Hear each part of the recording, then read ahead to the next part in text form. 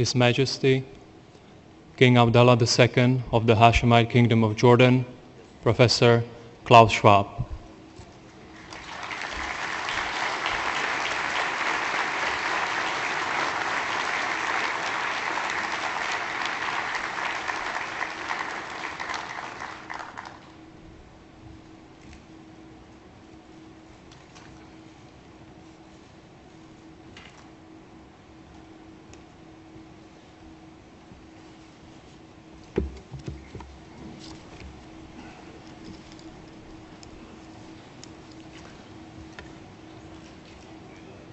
Your Majesty, King Abdullah II of the Hashemite Kingdom of Jordan, Your Majesty, Queen Rania Al Abdullah, Your Majesty, King Juan Carlos I of Spain, members of the royal family and royal highnesses, and in this respect, I would like to express, on behalf of the participants, our sympathy and condolences to our Saudi friends here, mourning the death of His Royal Highness Prince Sultan bin Abdulaziz Al Saud. Your Excellency Asif Ali Zardari, President of Pakistan, Your Excellency Sheikh Hamad bin Jassim bin Jaber Al Thani, Prime Minister and Minister of Foreign Affairs of Qatar, Excellencies, ladies and gentlemen. Before I start, I would also like to welcome a very special guest here. It is the Prime Minister of the Transitional Committee of Libya, of the National Transition Committee, Dr. Mahmoud Jibril. Please join me to celebrate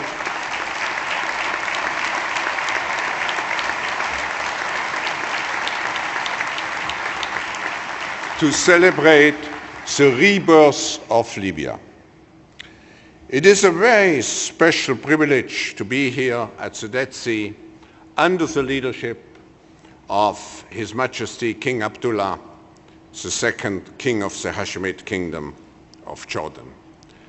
Your Majesty, you took the initiative to offer us hospitality in 2003, and it's the 6th time that we enjoy this great place, your hospitality and your leadership here at this very special place.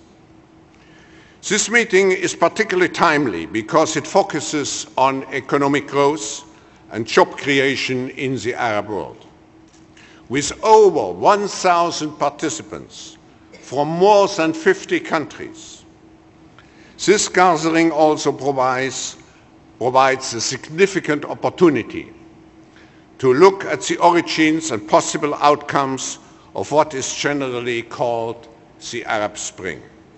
But we are here not only as observers, we are here being part really of history. Let's make no mistake in looking at the Arab Spring as solely as a special regional event or process. What is happening in this region is part of a great global transformation affecting all countries and all citizens. Over the past 3 years, the world has been engulfed by political, economic, and particularly financial crisis management, and we have lost the sight of the fundamental transformation that the world is undergoing, and where conventional modes of decision-making have become outdated. What we clearly need today are new models of global, regional, national, and business decision-making which truly reflect that the context for decision-making has been altered in unprecedented ways. Before His Majesty officially opens this meeting, let me just outline the new models which are musts if we are to successfully push beyond the current impasse in addressing our critical challenges. And those new models have been the drivers of our program for the next 48 hours.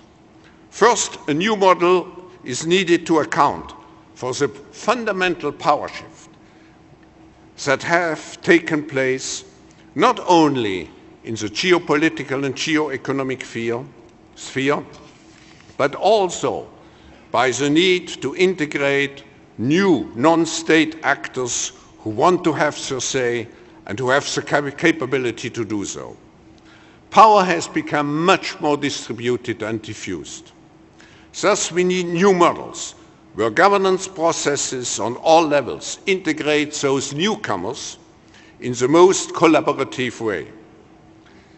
In the old world, it has been hard power, hierarchical power, which was decisive. Then came the phase of soft power, but today what we need is a truly collaborative power. We have to integrate empowered newcomers for what I would call our governance processes on all levels. The capability to exercise collaborative power will determine the future on business, national, regional, and global levels. A second new model is needed which acknowledges that despite globalization, we are living together in a multicultural, multi-ethnic, and multi-religious world. Prevailing values have to increasingly accommodate diversity with substantial challenges for our national and our individual identities. We will only make lasting progress by recognizing that we may be different, but we are interdependent. Thus, despite differences, we have to cultivate a much greater feeling of togetherness. A third model is needed to seriously address the social impact of globalization and the new wave of technological innovation. Growing inequities within and between countries and rising unemployment are not anymore sustainable and are triggering, as we see, social protests witnessed now all over the world. We must rethink our traditional notions of economic development.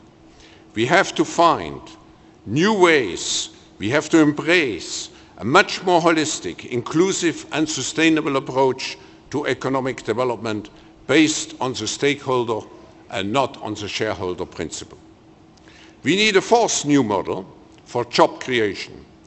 The global economy now is growing more slowly, productivity is making still substantial progress, and unemployment is skyrocketing. We also know that hundreds of millions of people will enter the job market in the next decade.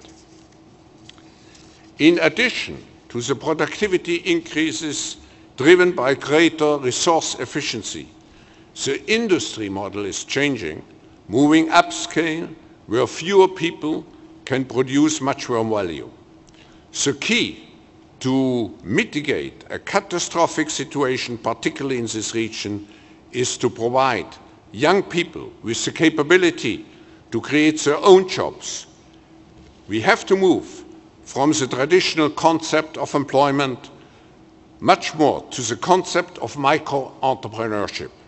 This will require fundamental changes in educational systems, nurturing a societal spirit of entrepreneurial risk-taking, allowing true gender equality to integrate the other half of hidden talents, and making innovation and the support of innovation a key imperative in public and private life. The success of any national or business model for competitiveness in the future will be less based on capital and much more on talents. We could say that the world is moving from capitalism to talentism. Ladies and gentlemen, I have outlined only some of the new models which form part of this program and of the great transformation to illustrate that we are at a historic inflection point, not only in this region, but globally. To respond to the expectations of the young generation, we have to provide them with the hope and confidence that they will not have to pay for the mistakes and errors of the present generation. This generation is impatient and impassioned, but represents a great positive force for change. Emerging from this meeting, and that's our hope, we have to demonstrate some concrete commitments which foster job creation and economic development to respond to urgent, immediate needs. However, we must also show true leadership in shaping the new models which offer long-term perspectives to the next generation. This is the reason why we place great emphasis on engaging what we call young global leaders, global change makers, and global shapers into this special meeting. And I welcome the young generation, particularly here in the audience. We have to embrace and nurture the next generation with clear principles of freedom, innovation, collaboration, and integrity. There is a tipping point where velocity, interconnectivity, and complexity become so pervasive that the whole system collapses, regardless of whether certain elements at the surface are addressed. Here, Jordan, here in your country, Your Majesty, it is the right place at the right time, in the right context, where we must, individually and collectively, have the foresight, the commitment, and collaborative power to shape the new models needed to safeguard our global future and to respond to the expectations and hopes of the hundreds of millions of people who presently feel left out, but who have the great potential to contribute to global welfare and global justice. Ladies and gentlemen, please welcome His Majesty King Abdullah II to officially open this meeting.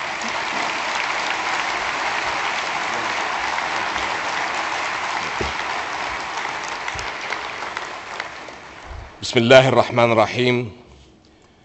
Your Majesty, ladies and gentlemen, before we start this special meeting, as has done with Professor Schwab, I'd like to express my sincerest condolences to my brother, the custodian of the two holy mosques, over the loss of Crown Prince Sultan bin Abdulaziz of Saudi Arabia. Jordan mourns the passing of such an Arab statesman and leader, a champion of the Arab and Muslim cause, and may I ask all of you to join me for a moment of silence.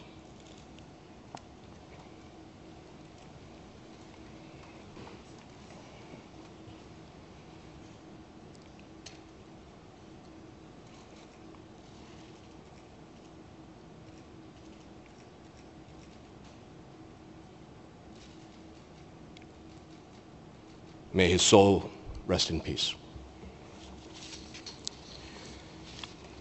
Professor Schwab, distinguished guests, thank you, and thank you all for being here. It is a vital time for this special meeting on economic growth and job creation in the Arab world. And I want to extend a warm welcome to our friends from many continents who join us today. Professor Schwab, let me thank you personally for your inspired work and loyal friendship to the people of this region. Long before social media, the World Economic Forum was hosting a global conversation where good minds meet smart solutions take root. That is just what I hope will be achieved here by all of you. My friends, our region stands today at the gates to the future. First is the gate of dignity, a passage to the respect our people deserve and their right, without exception, to the broad horizons enjoyed by others around the world. Aspiring men and women, young people, pragmatic dreamers gathered at this gate in the Arab Spring. Second is the gate of opportunity, an economic opening for millions more of our people, young, old, urban, rural, Badia. To widen this gate, entrepreneurs and innovators, educators and policymakers are desperately needed, not only to free people from today's economic hardship, but to clear a path to the 85 million new jobs that the region needs soon. The third gate is the gate of democracy, not just a political structure, but a way of life. An entry to real reform where people can come together as citizens and stakeholders, assembling in political parties, formulating platforms, building consensus. There is no one path forward from this gate. Solutions must and will be homegrown in each of our countries. The fourth gate is the gate of peace and justice, opening the way out of regional crises, especially at the heart of the region, the Palestinian-Israeli conflict. Short-sighted leaders may think they can shut this gate, but the future for the Middle East and beyond is with the normalcy of peace. A two-state solution with a sovereign, viable, and independent Palestine on the 1967 borders with East Jerusalem as its capital, in accordance with UN resolutions resolving all final status issues. Security and acceptance for Israel, and a new era of peace and cooperation from the Atlantic to the Indian Ocean. The four gates of the Arab future are not alternatives. We must pass through them all. Dignity, opportunity, democracy, peace, and justice are ultimately inseparable. And to cement progress anywhere, we will need progress everywhere.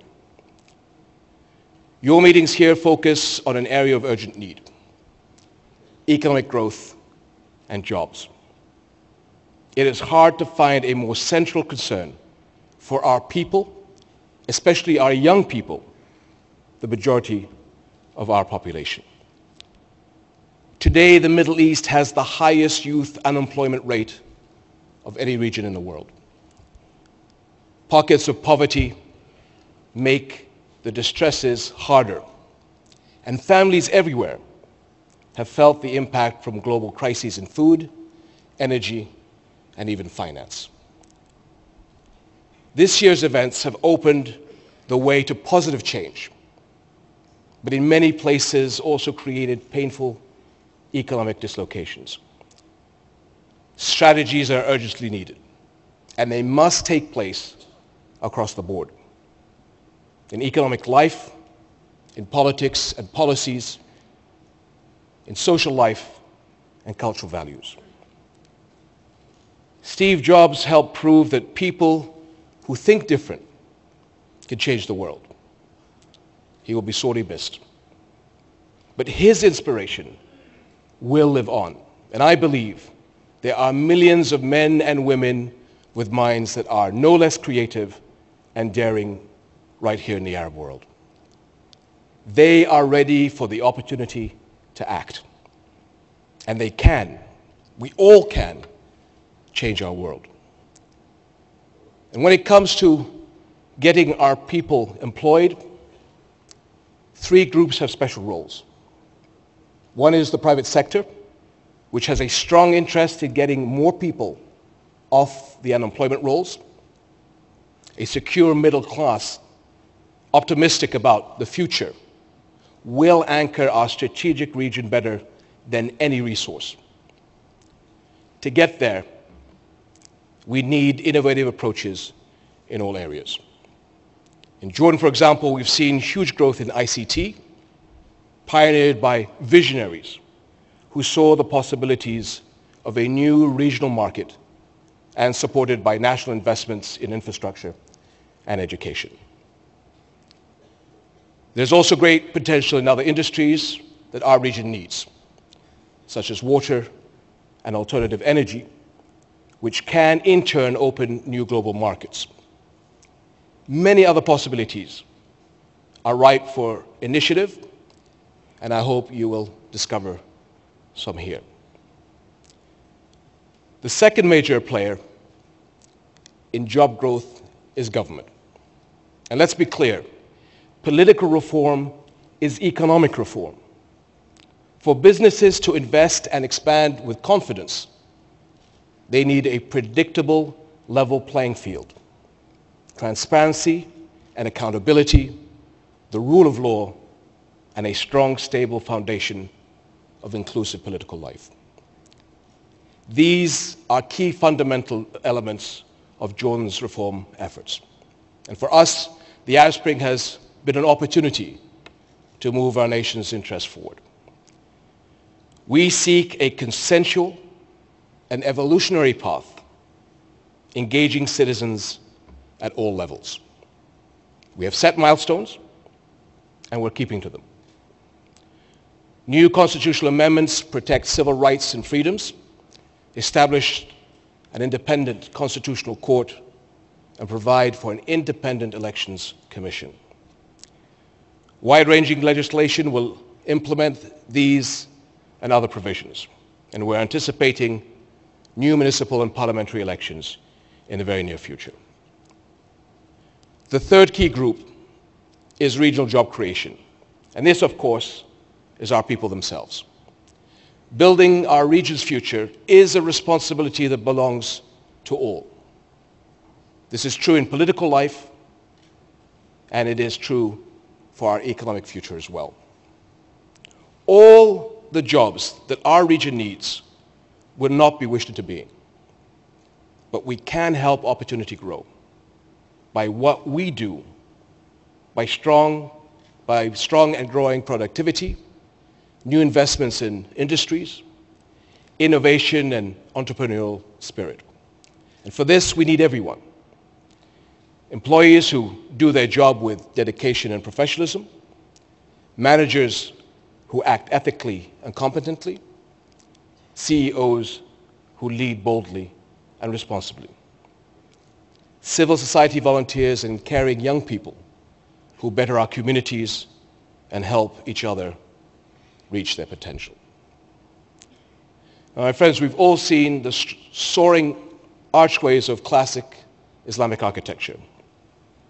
Their design depends on many individual stones, using the strength of each working in perfect harmony to create the whole.